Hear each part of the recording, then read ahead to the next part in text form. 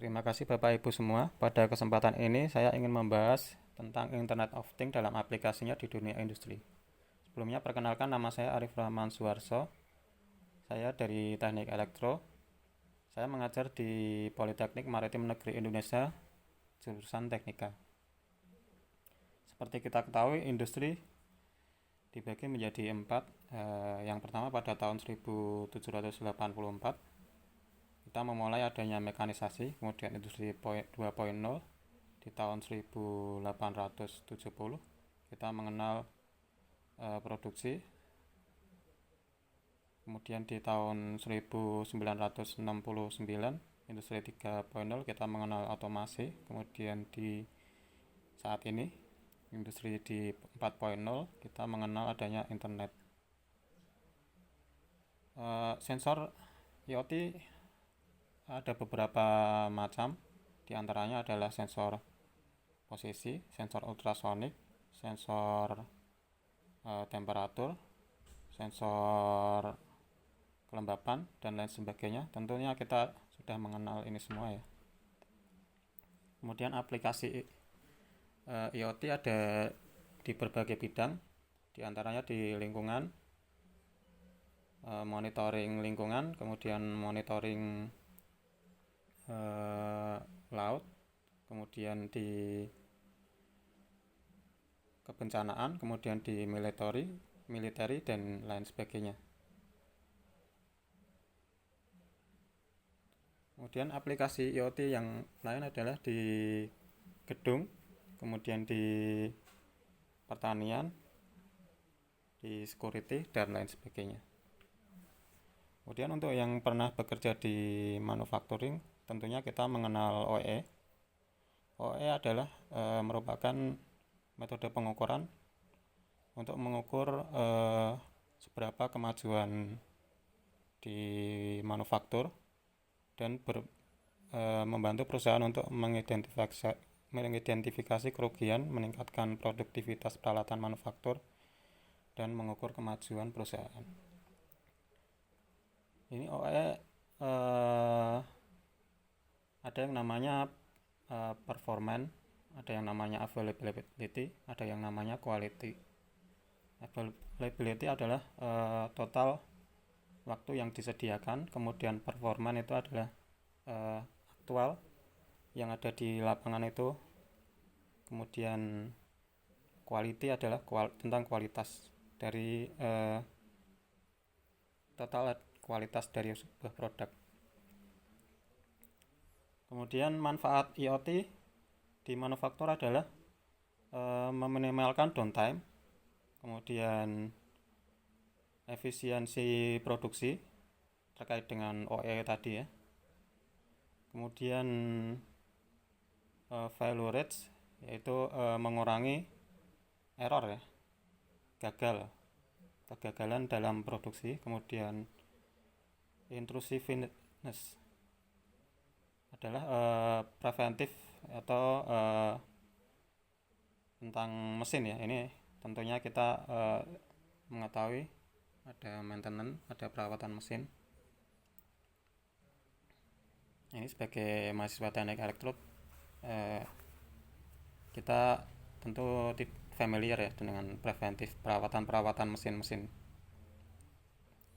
Ini adalah contoh aplikasi IoT. Nah, di situ kita mengetahui berapa plan produksinya, kemudian tercapai sudah berapa. Di situ ada angka plan 800, sudah tercapai 315. Itu salah satu contoh. Kita dapat mengetahui data secara real time. Dengan melalui monitor atau tablet, di situ kita sudah dapat mengetahui produksi secara real time.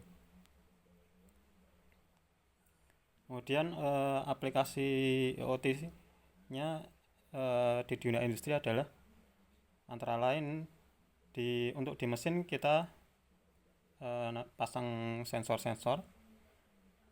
Kita mengetahui perawatan mesin, kita mengetahui semacam peringatan dini untuk mencegah gangguan lebih serius pada mesin tersebut. Kita dengan memasang sensor-sensor, kita dapat mengetahui kerusakan mesin tersebut. Kemudian aplikasi lain adalah di smart farm. Untuk di pertanian, kita mengenal adanya aplikasi smart farm. Kita dapat mengetahui kondisi cuaca, kelembapan tanah, musim, apakah musim hujan atau musim kemarau, sehingga kita dapat menanam dengan tepat dan mengurangi kerugian. Aplikasi IoT-nya lainnya adalah, contohnya ini untuk penanganan banjir ya. Kita mengenal sensor ultrasonik. Kemudian kita hubungkan ke microcontroller atau Arduino juga bisa. Kita sambungkan ke internet, kemudian kita tampilkan di handphone, sehingga kita dapat mengetahui status dari level sungai misalnya,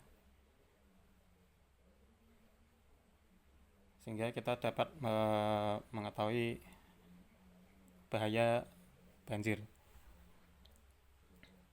Kemudian aplikasi lainnya di dunia logistik,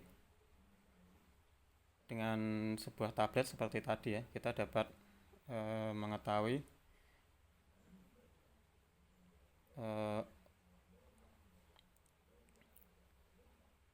letak-letak dari kontainer-kontainer tersebut ya. Itu digambar ada kontainer, kemudian kita dapat mengetahui letaknya di mana saja, kemudian kita hubungkan ke sebuah internet, kita dapat mengetahui dari tablet tersebut. Kemudian aplikasi di dunia kesehatan, yaitu dengan